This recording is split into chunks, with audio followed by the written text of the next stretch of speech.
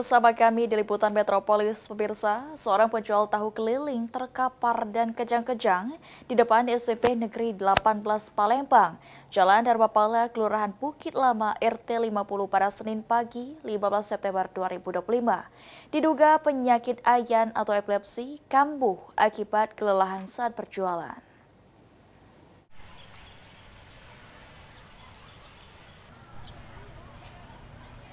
Seorang penjual tahu keliling mendadak terkapar dan mengalami kejang-kejang di Jalan Dharmapala, Kelurahan Bukit Lama, Palembang, Senin pagi. Kejadian tersebut menghebohkan warga sekitar.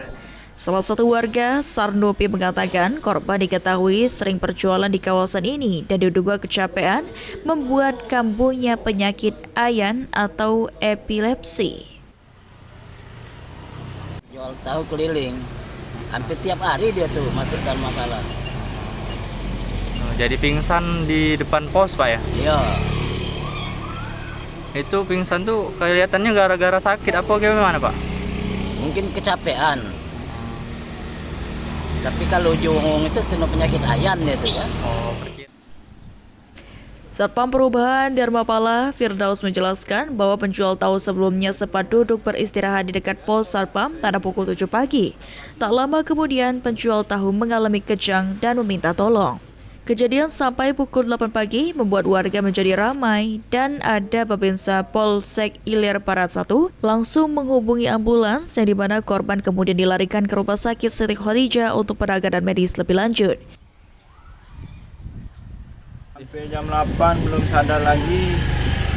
Setelah ada Pak Babinsa datang, nelpon ambulans, dibawa ke rumah sakit Siti Khadijah. Oh, bawa rumah sakit kayak. Iya. Jadi di situ tadi pas dia minta tolong itu ada siapa, Pak, yang menolongnya? Ada warga, PRT. Oh, ada Pak RT. Iya, Pak Polisi, Pak Babinsa, ambulans datang. Yo, jadi itu dia itu yang terkapar itu gara-gara sakit kayak. Sakit itu. Oh. Sakit.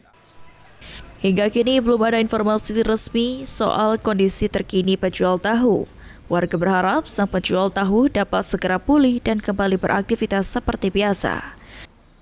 Muhammad Aidil, PAL TV.